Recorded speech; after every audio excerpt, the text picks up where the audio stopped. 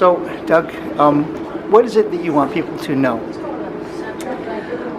I want people to know that they are an important part of our conservation needs.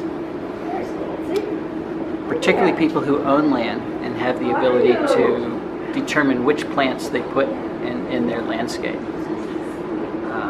More than 83% of the entire U.S. is privately owned. So if we don't conserve life on private property, we're going to lose it. And if we lose life, we lose our own lives. It's the biodiversity of this country or of the world that runs the ecosystems that support us. So we have to get serious about saving those species, and we have to get serious about doing it at home. So that is my central message, that you, as a homeowner, as a landowner, you're in the driver's seat of this conservation movement.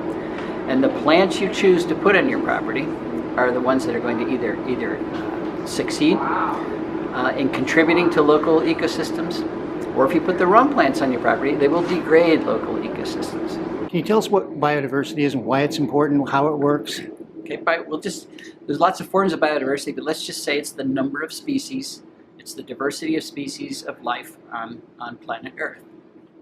It is important because the number of species in an ecosystem determines how well that ecosystem functions.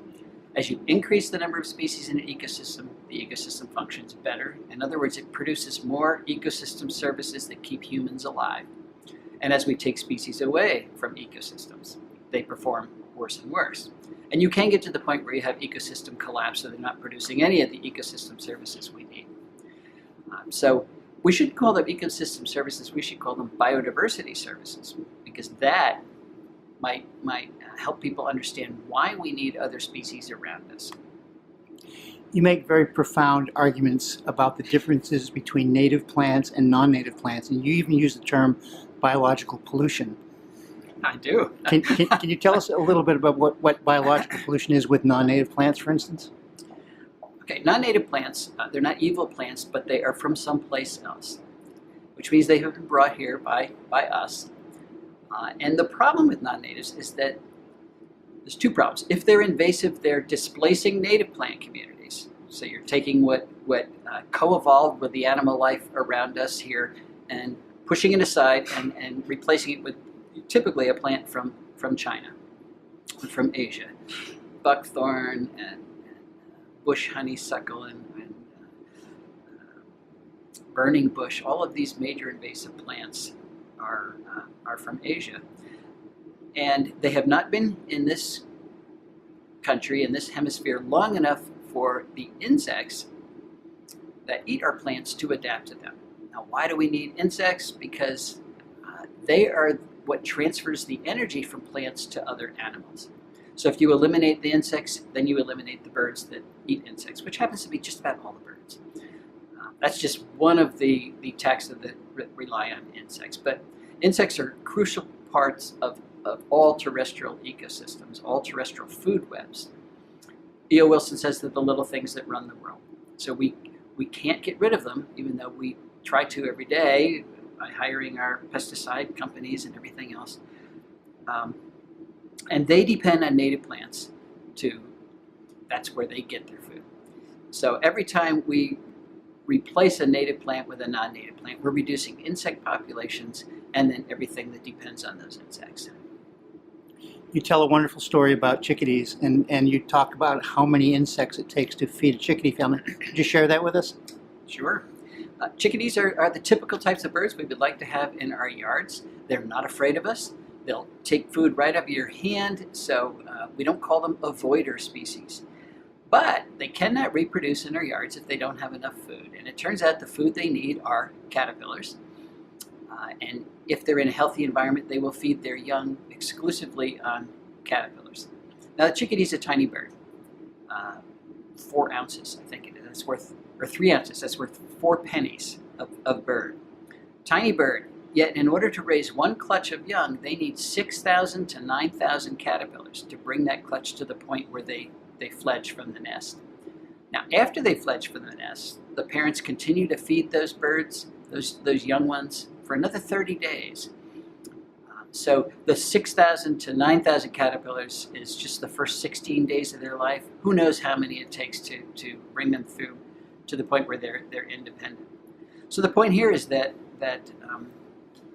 96% of our birds rear their young on insects, and most of those insects are caterpillars, and it takes thousands and thousands and thousands of caterpillars. So if you put a calorie pear in your yard that makes one caterpillar, it's not enough. It's not enough. And a calorie pear is obviously a non-native species, Calorie right? pear, Bradford pear, it's one of our favorite ornamentals. As opposed to willows and red oaks and elms and natives. That's right. So our oaks are the most productive plants that we have. They support well over 500 species of caterpillars. If you're thinking of a tree to feed the birds the best, you want to think about an oak.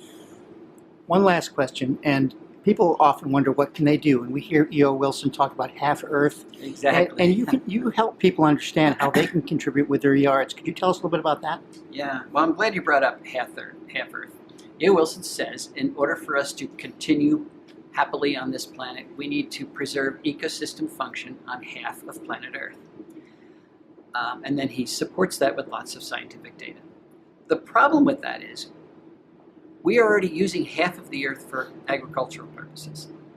And we live and shop and put our roads and do all of our other things in the other half of the Earth. So if we're going to preserve half the Earth, which half is that going to be? The only way this is going to work is if we have to end this notion that humans are here and nature's someplace else. We all have to live together now. So we're going to conserve life, but we're not just going to do it in pristine areas. We're going to do it right where humans are. And that's where the homeowner's role comes in. We have to preserve life where we live, where we work, where we play. To a lesser extent, where we farm, that's going to be harder. But we certainly can control the landscapes where we live. Do we need to take half our yards or all of our yards, or can we contribute smaller parts? Anything you do. If you put a single tree in your yard and it happens to be a productive tree, a migrating bird can use that. But of course, the more you do, the better. Right now we have an area the size of New England that is in lawn. In the U.S., we're adding about 500 square miles of lawn to the U.S. every year. Lawn isn't doing any of the things we need it to do. So I suggest that people cut the area of lawn that they have in half, and that gives you a lot of leeway for putting a lot more plants into your yard.